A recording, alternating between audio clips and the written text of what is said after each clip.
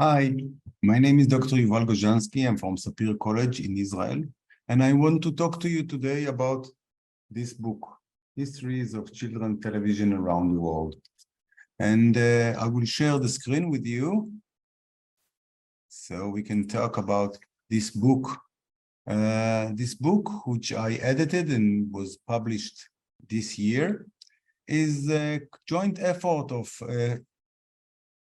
14 contributors from all around the world, which started from an idea. I wanted to tell the history of children television in Israel, and then I was told it's not interesting enough. So I said, okay, but what if I collect the histories of children television around the world?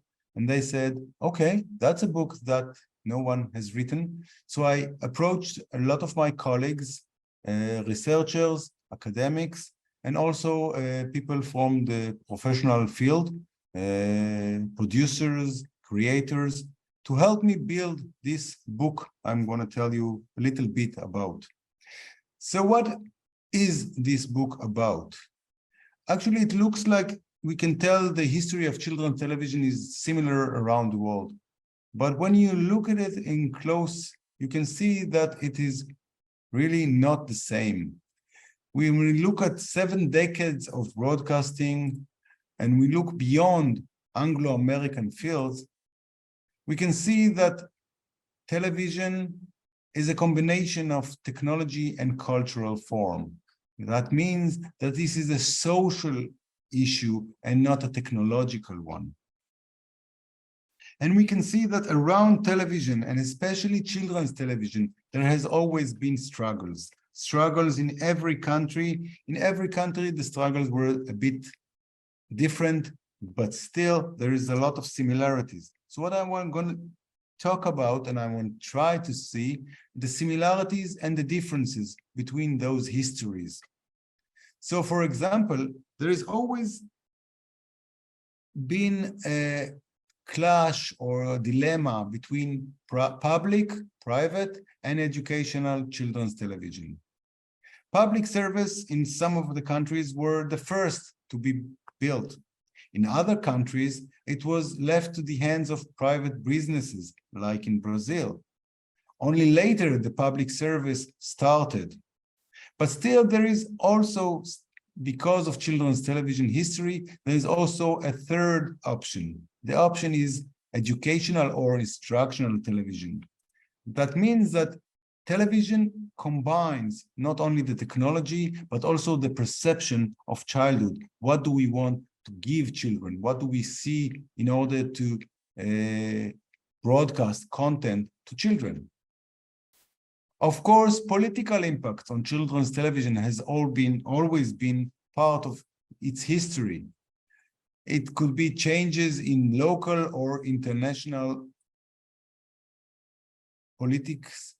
It could be in instituting public broadcasters. The state decides to broadcast, to create broadcasters, or to close them. Securing budgets is important. Whether the country decides to give money, to give budgets to children's television, or not to do and leave it in the hands of private businesses, as in many countries. And of course, regulations and laws help or distribute or prevent children's television from flourishing.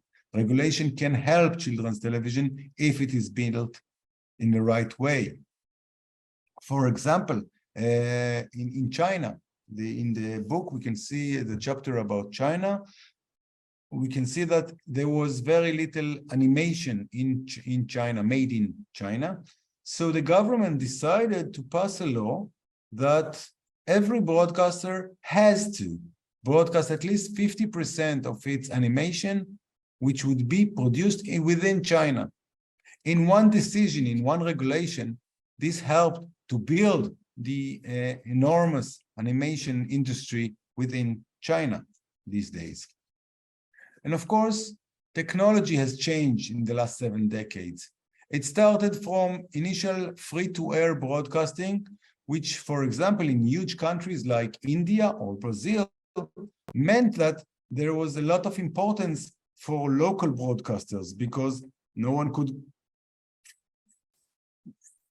see the broadcast if they were too far away from them.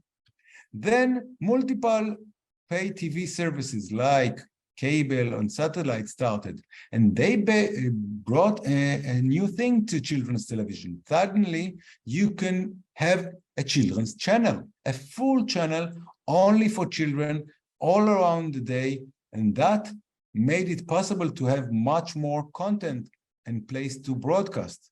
And today, of course, digital, nonlinear video on demand on global streaming platforms or local streaming platforms, like in Kenya, demonstrate the huge possibilities opening for children's television around the world. And of course, the perception of childhood itself. How do we see children? Children's television is a unique cultural form. It always has to define itself separately from adults' television. Otherwise, there was no meaning of creating for children. What does it mean to create a content for children? That you can see in every chapter of the book, as I said. And of course, it brings together protective cultural perceptions. In each country, the perceptions are a bit different. What is normal, what is good to give to children on television, and what is less common to do. And of course, one of the solutions is edutainment. When you combine entertainment, fun with information, with knowledge, it happens to have become a very big success in the recent years. Another tension in children's television in every country is the tension between local and global content. Many countries try to protect local cultural identity, but others do it less, okay? Because, of course, more local programs are more expensive than to buy ready-made content from the United States or from Japan and only dub them or translate it in any way. And of course, the solutions are different in each country. Some of them subsidize local productions, some give funding, some even find that local private initiatives help children's television. One of the genres that is becoming less and less popular, documentaries, nonfiction, and news. This means usually local broadcasters has to produce it and broadcast it because it doesn't run as good as animation. It creates debates. What can we talk about? What we cannot talk about. In each country, the debates are a bit different, a bit similar, a bit different. And we can see that there is a general global decrease in the presence of non-fiction programs like news, like documentaries, and most of the content today is fiction and animation, of course, which run internationally better. And of course, the question of what is considered good children's television. What is it? What can we say that good is? Of course, children's television is a special, unique audience, and it's part of the cultural, ideological, and economic human histories that we can see in this book, Histories of Children's Television Around the World. And I hope you can find it in wherever you are. Thank you.